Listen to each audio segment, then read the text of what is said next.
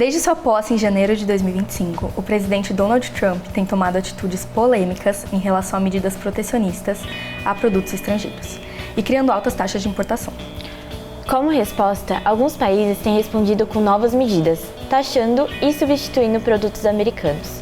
Em destaque, Canadá e China têm desenvolvido as tarifas com valores ainda mais altos de resposta, além de, recentemente, o governante chinês alegar a preparação para uma guerra. Essa disputa comercial tem o potencial de beneficiar outros países produtores, mudando as relações comerciais, sendo um dos países em destaque o Brasil.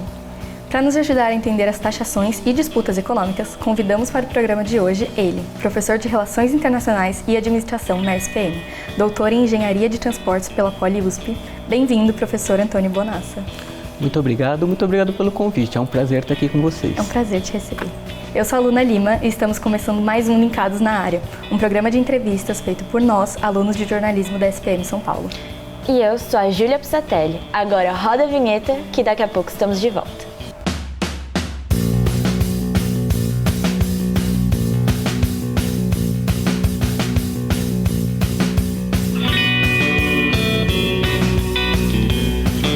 Começar perguntando se você acha que a guerra das tarifas provocada pelos Estados Unidos já era esperada.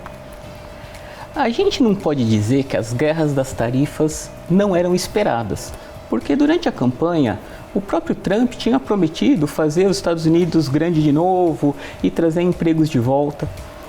Além disso, as cadeias de suprimentos elas estão muito conectadas, então isso dificulta com que você tenha uma ruptura dada a imposição de tarifas. Então esse cenário faz com que a gente não acreditasse, fez com que a gente não acreditasse nessa ruptura. Mas quando o governo Trump tomou posse, de uma forma talvez maior do que se esperava, ele colocou essas tarifas alfandegárias como uma medida protecionista ao mercado local americano. E você mencionou dos Estados Unidos, desse slogan de fazer a América grande de novo. Esse era o objetivo das tarifas, mas você acha que recebendo a resposta de outros países com taxações ainda mais altas, esse objetivo ainda pode acontecer?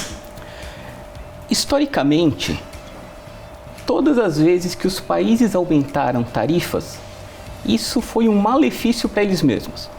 Então, houve uma instância em 1929 que os Estados Unidos colocaram grandes tarifas alfandegárias e isso diminuiu a economia, diminuiu o poder econômico, o crescimento do PIB. Então, colocar tarifas alfandegárias é um malefício para a sua própria economia. Porque se antes você importava 1 quilo de arroz a 26, com a tarifa o quilo de arroz vai chegar no consumidor final a 29. Então, tarifas alfandegárias tendem a aumentar a inflação no país que as colocou. Essa é a resposta técnica econômica que acontece.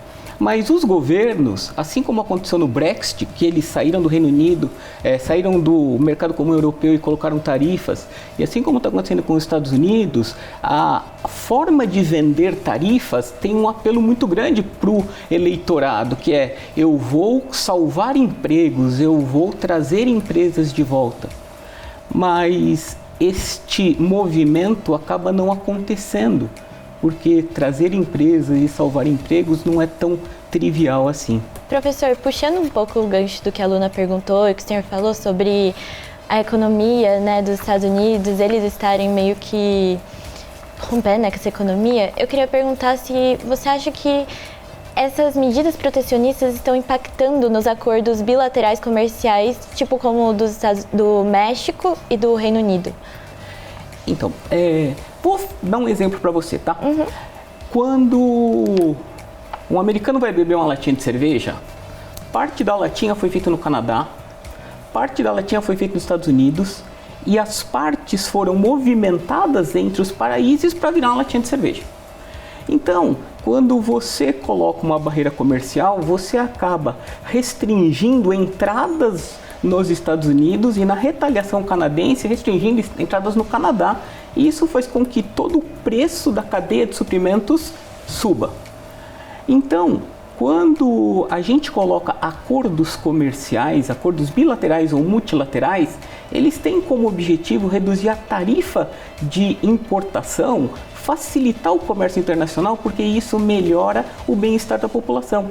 Eu posso comprar feijão mais barato de outro país, eu posso comprar um carro mais barato de outro país. Neste movimento que o Trump fez, ele basicamente quebrou alguns acordos de comércio bilateral, porque ele não mais integrou as economias, mas ele está desintegrando as cadeias de suprimentos. Então, para responder a sua pergunta de uma forma mais objetiva, no meu ponto de vista, sim, o Trump está corroendo ou está indo contra alguns acordos bilaterais que foram feitos, que tinham como objetivo ajudar as duas economias ou as economias participantes dos acordos. Falando de Trump, é o segundo mandato dele. E no primeiro ele já tinha vindo com tarifas contra outros países, mas o resultado foi muito negativo. O lucro de muitas empresas acabou diminuindo, o PIB do próprio Estados Unidos caiu 0,5%. E isso pode acontecer de novo? É o que a gente pode esperar dos próximos anos dos Estados Unidos? Sim, isso pode acontecer. Inclusive, um grupo de empresários, eles fizeram uma carta e enviaram ao Trump para que essas tarifas não fossem impostas. Porque a maior parte do comércio não é de produto final. Eu não importo um carro. O carro é a última etapa de importações de freios, de importações de airbag, de importações de vários componentes. Então, quando tudo fica mais caro, a economia tende a desacelerar, porque a demanda cai. A economia desacelerando, demanda caindo, provavelmente vai haver uma redução no crescimento ou até um não crescimento do PIB como impacto dessas medidas protecionistas. Já que a economia pode ser afetada assim, por que os empresários das Big Techs estão do lado dele ainda? Não seria um problema para eles caso isso acontecesse? Os empresários das Big Techs, eles têm uma característica, eles não importam produtos. Basicamente, eles lidam com serviços e eles não são tão afetados por estas medidas protecionistas ao mercado de mercadorias. Mas o grande porquê eles estão a favor do Trump é porque o Trump fornece dinheiro, verbas, fornece incentivos e gasta muito com as Big Techs. Então, eles estão a favor, se eu posso assim dizer, do Trump nessa movimentação protecionista, porque eles vão ganhar a proteção do Trump e vão ganhar a proteção do Estado em algumas regulamentações que estão deixando de acontecer. Então, a regulamentação do que pode ou não pode aparecer numa determinada rede social foi banida, agora o que você pode postar está muito mais aberto. Então, eles vão ganhar algum benefício econômico dando suporte ao que o Trump acredita ser bom para a economia e que não necessariamente é. Mudando um pouquinho, assim, a gente soube que a China ela foi vítima, né, uma das maiores vítimas também dos impostos cobrados pelo Trump. E ela respondeu com novas medidas também, novas taxações sobre os produtos americanos. Essa guerra, a gente sabe que tem um caráter econômico, mas também tem um caráter geopolítico. Como isso pode influenciar as relações políticas e comerciais internacionalmente? Quando esses dois players internacionais entram em algum tipo de conflito, os países satélites, eles vão tomar algum tipo de ação. Então, assim como aconteceu no primeiro governo do Trump, provavelmente vai acontecer no segundo. Países como o Brasil vão aproveitar essa lacuna deixada pelos Estados Unidos, quando ele não exporta para a China, e vão tentar fornecer para a China o que os Estados Unidos deixou de fornecer. Então, outros países vão tentar fazer algumas alianças para fornecer para a China o que os Estados Unidos parou de fornecer. Esse é um grande temor dos Estados Unidos, porque os investimentos privados da China no Brasil têm crescido e a participação das exportações do Brasil que estão indo para a China tem crescido. Então, essa movimentação protecionista pode gerar nos outros países satélites novas alianças econômicas ou novas dependências da China que, se existiam, vão ficar mais fortes, e se não existiam, pode começar a acontecer. Então, essa disputa de tarifas, ela pode acabar com a hegemonia comercial dos Estados Unidos? E se acabar, a China pode ser a principal potência? Foi anunciado segunda ou terça-feira que a China tem um programa de incentivos à economia para fazer a economia voltar a crescer. Quando a China divulgou essa notícia, obviamente os mercados ficaram felizes, porque os Estados Unidos, com o protecionismo, tende à retração. A economia, com os movimentos do governo de incentivo, tendem ao crescimento. Então, não é possível dizer se essa movimentação de perda de poder e ganho de poder vai ser tão forte, mas com certeza a China está tentando atrair mercados e países que antes estavam menos ligados a ela, através desse oferecimento de novas oportunidades comerciais. Ainda falando sobre a China, recentemente ela fez um alerta, né, que ela falou que, além dessa guerra econômica, ela está pronta para qualquer outro conflito que vier. Você acha que a gente pode pensar isso como uma iminência de guerra ou apenas um movimento para influenciar a economia? Me parece um movimento para influenciar a economia, porque uma guerra, apesar de trazer muito lucro, muitas vezes você perde o controle, como aconteceu no conflito Rússia e Ucrânia. Mas também pode ser um alerta para o mundo que, da mesma forma que a Rússia invadiu a Ucrânia, talvez a China tenha interesse em invadir ao Hong Kong ou invadir alguma ilha que ela diz ser de posse dela. Então, de um lado pode ser um blefe, mas de outro pode ser um aviso. Entendi. E a gente tem que se preocupar, né? Pouco. A gente tem que se preocupar. Ainda bem que o Brasil tem uma posição privilegiada. Para o bem e para o mal. Nós estamos longe de tudo. Então o frete para a Europa é caro, o frete para os Estados Unidos é caro, mas quando estes conflitos acontecem, a gente pode tirar vantagem sendo um fornecedor principalmente de alimentos para esses países que vão ficar numa posição em relação aos alimentos mais enfraquecida. Num contexto de guerra, qual seria a consequência assim, global no sentido de mercado? Sempre na guerra tem os que choram e os que vendem lenço. Então,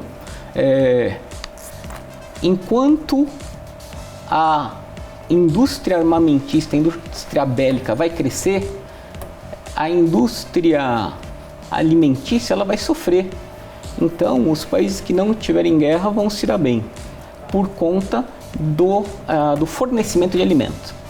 Mas, por outro lado, existe um risco da guerra se alastrar, principalmente com as novas tensões que estão acontecendo dentro dos membros da OTAN, com os Estados Unidos dizendo que não vai mais fornecer ajuda. Então, me parece que ninguém quer guerra, mas existe uma guerra comercial que, sim, ninguém quer abrir mão do poder comercial que tem hoje em relação ao comércio internacional. Entendi. E falando sobre internacional, logo no começo do governo, o Trump fez algumas declarações sugerindo anexar o Canadá ao território dos Estados Unidos, trocar o nome do Golfo do México, comprar a Groenlândia. Se esse cenário se tornasse real, como ia afetar o contexto global?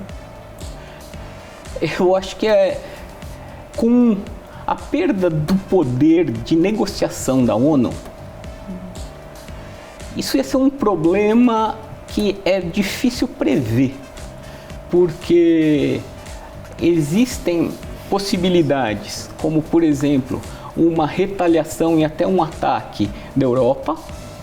Existe a possibilidade de negociações para compra ou não.